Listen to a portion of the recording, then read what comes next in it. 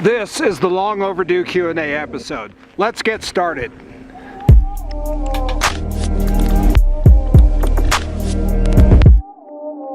Troy wants to know how long are the Q&A videos. We're about to find out. I might have to break it up into 2 or 3. Cindy wants to know if I've ever seen a mountain lion. If I'm ever going to see a mountain lion, it's going to be right here in this terrain. I've got high boulders behind me. If there was ever mountain lion country, this would be it. No, I have never seen a mountain lion, and I hope not to, because I know enough about cats to know that when a cat is sneaking up on a prey animal, the prey animal never knows what hit them. Mountain lions are ambush predators, and they'll take you down before you know it. And oddly enough, I am looking right back up into that crevasse right there, and I'm noticing that there is a lot of debris packed in there. Twigs, leaves, branches, big stuff. That is the den of some kind of a large animal. And I just now noticed it, and I don't like being this close to it. It actually looks to be exactly the right size for a mountain lion. So when I hike, I do carry this blade, and I'm just gonna keep it with me now as I move away from that crevasse, that den. I've been camped here for several days and I've never even seen that. The last encounter I had was with a pit bull.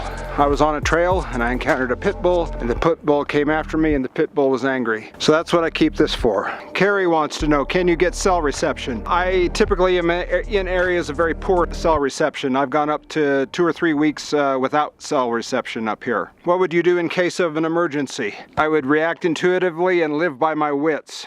Does anyone know where you are in your location? No. I've never been one to file a flight plan. I've never been one to let anyone know where I'm going or where I am. I don't have any real close family. That is to say, you know, I'm not married and I don't have kids, so really no one to inform. Having said that, that's not good advice. You should file a flight plan. You should tell people where you're going. Don't do what Cyclone Drifter does. This is not an advice column. You're only going to get bad advice from me. Charles wants to know, what are next week's winning Powerball numbers? Charles, I've never bought a lottery ticket in my life. I gamble in other ways. I go to the mountains without filing a flight plan. I go to the mountains without telling anybody where I am. I chase storms. I stand in front of tornadoes, and I take pictures in the presence of lightning. That's how I gamble. Jerry wants to know, what is the airspeed of an unladen swallow? I didn't know swallows could get laid. Let's see if anyone's got a serious question here. Jamie will have a serious question. Let me read this. Into the Wild is one of my all-time favorite movies. Thoughts? Alexander Supertramp, right? Alexander Supertramp was the kid who gave away his college fund and traveled around the lower 48 as a vagabond for a while, and then finally he went to Alaska, and he's the guy that died in a bus in the winter. So it's the tragic story of a guy who read some romantic novels about living in the wild and said, hey, that's for me. And while I agree that he was naive and perhaps even stupid for going into the wild unprepared, I do have a certain amount of sympathy for the fact that he could not find his place in society. He could not picture himself in society. You know, he looked at the man-made world and said, I don't see a place here for me. Alexander Supertramp, or Christopher McCandless, I think was his proper name. He's got my sympathy. I think about that guy all the time. I think there are those who look at the man-made world, the human project, see it as kind of a thin veneer on existence, that there is much greater depth and much greater height, and on the surface is this temporary thing we call the human project, and not everyone can find their place within that.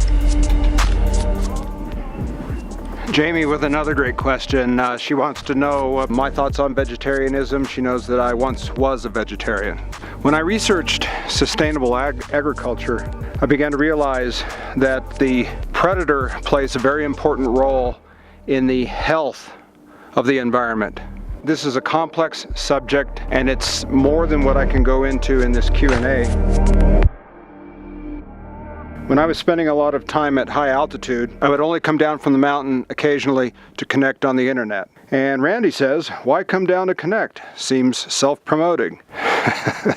Well, in the interest of answering all questions, because I am committed to answering all the questions, I will respond to Randy's comment. Yes, when I have very limited internet, if I come down to a town and I'm only in that town for 10 or 15 minutes, I will spend that time doing self-promotion. I am self-employed and I am a digital nomad. Now, if I have more internet, then I will be on Facebook doing Facebook-y things and posting pictures of my cat. But if I'm only down for a very brief period, yes, what I'm going to do is take care of business first.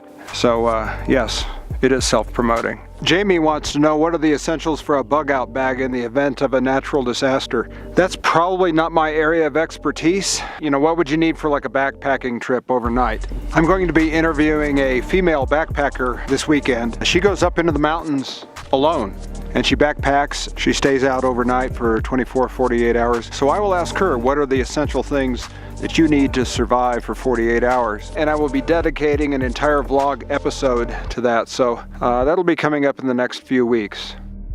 Shane wants to know if I've been fishing at all.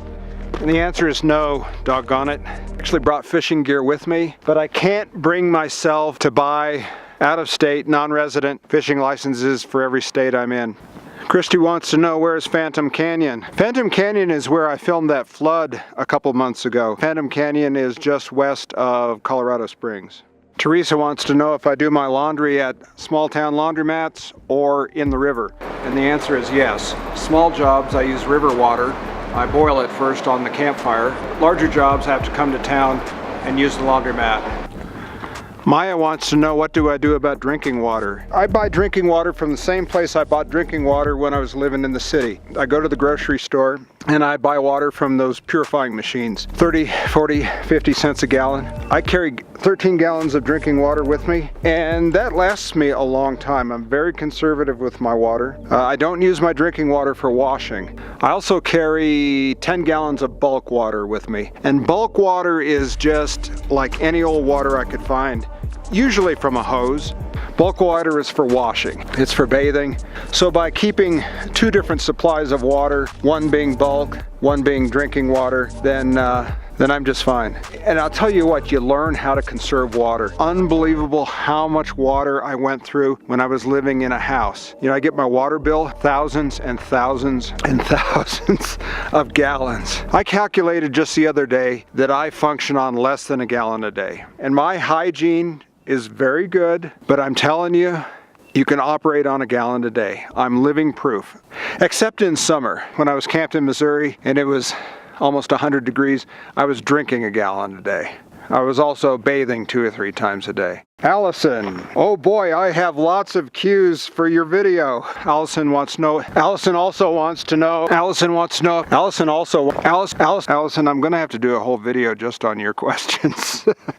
Have I ever spooked myself when camping? Hey, thanks for the questions, everybody. It's been a valuable diversion from conversing with my cat. I made a real attempt to answer every question. If I didn't answer your question, it's because I couldn't find it or I didn't see it. So if I didn't answer your question, please ask again. Post questions and comments below. I look forward to making the next Q&A video, and until then, adios. Ask me anything.